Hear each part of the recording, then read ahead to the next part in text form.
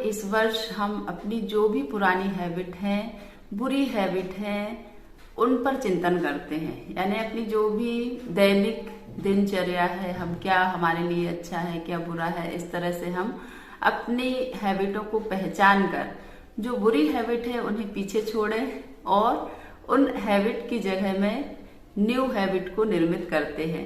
यदि हम जैसा करते आए हैं वही करते रहेंगे तो हमें परिणाम भी वही मिलेंगे जो मिलते रहे हैं। तो हम थोड़ा सा बदलाव करते हैं अपनी आदतों में, ताकि हमारा जीवन अच्छी सेहत, खुशी, प्रसन्नता और धन वैभव से संपूर्ण रहे। देखिए, किसी भी व्यक्ति की आदत ही व्यक्ति के जीवन को दर्शाती हैं, बनाती हैं और उसे आगे लेकर जाती हैं। यानी जैसी हमारी आदत होती है वैसा ही हमारा जीवन होता है। तो इन आदतों को हम सोच समझकर निर्मित करें। एक छोटी सी कहानी मैं आपको सुनाती हूँ और इस कहानी से हम बहुत कुछ प्रेरणा ले सकते हैं, सीख सकते हैं और अपने जीवन में बातों को उतार सकते हैं। एक पिता अपने बच्चे के साथ किसी बगीचे में घूम रहे थे। तो घूमते घूमते अचानक से पिता की नजर घास पर गई और बच्चे से कहा कि आओ हम इस घास को उखाड़ते हैं। तो बच्चे ने उस घास को उखाड़ना शुरू किया, आसानी से उखाड़ के फेंक दिया। फिर थोड़ा आगे जाते हैं और बच्चे से कहते हैं कि आओ बेटा इन पौधों को भी उखाड़ फेंकते हैं हम। तो बच्चे को इस बार थोड़ी कठिनाई हुई, लेकिन बच्चे ने फिर उन पौधों को भी उखाड़ कर फेंका। फिर लास्ट में पिता बेटे से कहते हैं कि तुमने घास को उखाड़ा, पौधों को उखाड़ा, अब चलो इस पेड़ को उखाड़ो। तो अब बेटा को पेड़ उखाड़ने में बहुत कठिनाई महसूस हो रही थी। बेटा कोशिश करता है लेकिन वो अंत में पेड़ का कुछ भी नहीं उखाड़ पाता।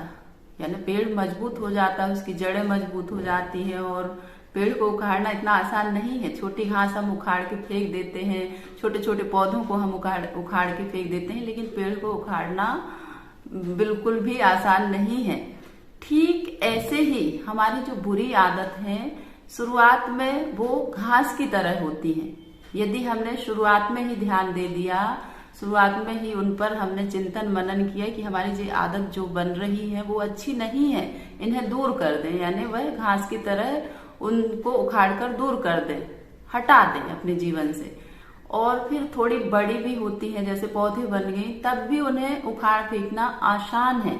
लेकिन यदि वही आदत एक वट वृक्ष बनकर तैयार हो गई तो फिर उन्हें उखाड़ना बिल्कुल भी आसान नहीं है। फिर कभी नहीं, वो जड़ जमा लेती है, पूरे जीवन में फिर अपना स्थान बना लेती है। फिर उन्हें आप कितना भी कोशिश करें, कितना भी प्रयास करें, वो आपकी आदत बदल नहीं सकती, ना ही आप उन्हें दूर कर सकते। बस एक ही उपाय है कि उनकी जगह में आप जो अच्छी आदत है उन्हें निर्मित कर। घास जैसी आदत को आप आसानी से बदल सकते हो और जब जैसे जैसे समय बीतते जाता है, जैसे जैसे समय बढ़ते जाता है, तो वह आदत जो है पेड़ बनकर तैयार हो जाती है और जिसे बदलना बिल्कुल भी आसान नहीं है। इसलिए यह कहानी हमें सीख देती है कि इसलिए हमें कोई भी बुरी आदत है लग गई है तो उसे हमें शुरुआत में ही छोड़ देनी है और नई आदत को निर्मित कर लेनी है, ताकि हमारा जीवन खुशियों से, प्रसन्नता से भरपूर रहे और जीवन जीने में आनंद आए। ऐसा हम कर सकते हैं, यह हमारे हाथ में है। तो इस वर्ष हम इस 2023 में अपनी जो भी बुरी आदत है उनको हम न्यू हैबिट निर्मित करके, उन्हें जड़ से खत्म करके और अपने जीवन में सुख, समृद्धि, खुशी, प्रसन्नता और पवित्रता को स्थान देंगे। यही हमारा प्रयास हो। काम की प्रकृति से भी समय का बहुत है। अभी हम ऐसा सोच लेते हैं, जैसे कि बच्चे जब एडमिशन होता है, विद्यार्थी पढ़ते हैं, स्टूडेंट, तो सोचते हैं अभी तो पूरा साल है, पढ़ लेंगे, अभी तो बहुत समय है। हम ऐसा सोचते सोचते पूरा साल बिता देते हैं। जब एग्जाम आते हैं तो कुछ विद्यार्थी तो हमेशा शुरुआत से पढ़ते रहते हैं तो उनके रिजल्ट बहुत अच्छे आते हैं, और जो विद्यार्थी सिर्फ परीक्षा के दिन पढ़ते हैं तो क्या उनके रिजल्ट अच्छे आएंगे, आप सोचिए।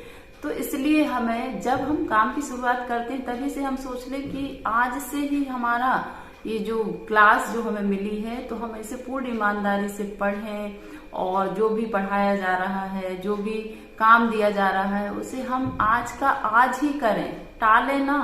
क्योंकि हम जितना टालते हैं उतना ही काम हमारा और बढ़ते जाता है, फैलते जाता है। इसी तरह हमें ऐसा लगने लगता है कि तो बहुत समय है, हम कर लेंगे, लेकिन ऐसे टालते टालते हमारे सर में बहुत सारा बोझ हो जाता है और फिर हम परेशान होने लगते हैं, तनाव होने लगता है, टेंशन होने लगती है कि परीक्षा के इतने से दिन बचे और अभी हमारी कुछ पढ़ाई नहीं हुई, अब हम क्या करें। तो आप बिल्कुल अब इस तरह से पढ़ें कि जब भी हमें जो काम दिया जा रहा है उसे हम आज ही पूर्ण कर लें, कल के लिए बिल्कुल ना टालें। आज ही हम उस चीज को सीखें, समझें, लिख कर देखें, बार बार अभ्यास करें और फिर देखिए आप। तो आप सोचिए, अब जो साल भर पढ़ता है तो उसे क्या परीक्षा की टेंशन होगी? बिल्कुल भी नहीं होगी। और जो नहीं पढ़ते तो उन्हें परीक्षा के समय टेंशन होती है। तो आप बिल्कुल टेंशन न लें, बिल्कुल भी टेंशन न लें। और जिस दिन आपका एडमिशन होता उसी दिन से आप पढ़ाई को बिल्कुल प्रतिदिन डेली का जो भी पढ़ाया जाता है उस पर आप फोकस करें, सीखें और उसे अपने जीवन में उतारें, और ताकि जब परीक्षा आए तो बिल्कुल भी आपको इतनी सी भी किसी प्रकार की टेंशन ना हो। उस दिन अच्छे चैन से सोएं। बच्चे ऐसा कर सकते हैं। सब विद्यार्थियों के ऊपर है। जिस काम में हमारी रुचि होती है वह काम हमारा जल्दी हो जाता है, जिस काम में हमारी रुचि नहीं होती वह काम देर से होता है, उसे हम टाल देते हैं। तो हम काम को रुचिकर बनाएं, पसंद करें, तभी हमारे काम अच्छे होते हैं।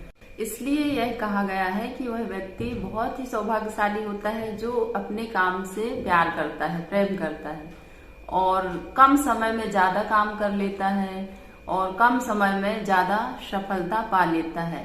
तो हमें अपने काम से प्रेम करें, अपने काम में रुचि लें, तभी हमारे काम अच्छे से होते हैं। चाहे वो पढ़ाई का काम हो, चाहे खेल हो, चाहे अन्य कोई भी काम हो, सभी में हमारी जब रुचि होती है, जब हम काम को पसंद करते हैं तभी वह काम अच्छे से होता है। तो अब जब काम हम उस मैदान में उतर ही गए हैं तो उससे फिर क्या डरना, उस काम के प्रति पूरे समर्पित हो जाएं। जैसे कि विद्यार्थी अभी पढ़ाई का समय है, परीक्षा का समय है, जब हम उस मैदान में चले ही गए हैं तो फिर क्या घबराना, फिर अपना बेस्ट देकर बेस्ट पाएं, मेहनत करें, मेहनत से बिल्कुल ना घबराएं। कहते हैं व्यक्ति का सबसे बड़ा शत्रु उसका आलस्य है और सबसे बड़ा मित्र परिश्रम। तो परिश्रम को अपने जीवन में स्थान दें, परिश्रम करें और परिश्रम से ही सफलता मिलती है। सफलता की कुंजी परिश्रम है। तो परिश्रम करने वाले कभी असफल नहीं होते। भले मनचाही सफलता ना मिले लेकिन वो अपने जीवन में सफल रहते हैं। यदि आपको वह फसल पसंद नहीं जो आप काट रहे हैं तो उस बीज की जांच करें जो आप बो रहे हैं। जब तक हम ऐसा नहीं करेंगे तो हमें फसल के परिणाम पता नहीं चलते। यानी बीज तो हमने ही बोया है, तभी तो हम उस फसल को काट रहे हैं। तो इसलिए हमें अपने जो विचार हैं, जो सोच है, उनकी जांच करनी है कि हम आखिर अपने मन में किन विचारों को जगह देते हैं, कैसी सोच रखते हैं, कैसी नियत रखते हैं, और उन्हीं का तो परिणाम हमारे जीवन में आता है। हम सब जानबूझकर अनजान क्यों बनते हैं? हमें खुद ही ऐसा चिंतन मनन करना है। हमारा जीवन है, हमारे जीवन को हम श्रेष्ठ बनाएं, बेहतर बनाएं, थोड़ा मेहनत करें अपने लिए कि हमें आखिर बनना क्या है, किस ओर जाना है, कैसे रिजल्ट लेकर आना है। हम पहले से ही रिजल्ट का इंतजार करने लगते हैं कि हमने यह कर लिया, अब हमें क्या मिलेगा, हमने इस काम को पूर्ण कर लिया और हमें कुछ नहीं मिला। इस तरह के विचार हम पहले लेके आ जाते हैं। जब आपने ईमानदारी से काम को करा है तो आपके रिजल्ट भी अच्छे ही आएंगे, ऐसा आप विश्वास रखें। तो थैंक यू सो मच। हंसते रहें, मुस्कुराते रहें, हमेशा चमकते रहें, यही दिल से दुआ करती हूँ। आपका जीवन खुशियों से भरपूर रहे और जीवन में आनंदमय रहते हुए आगे बढ़ते रहें। Thank you so much.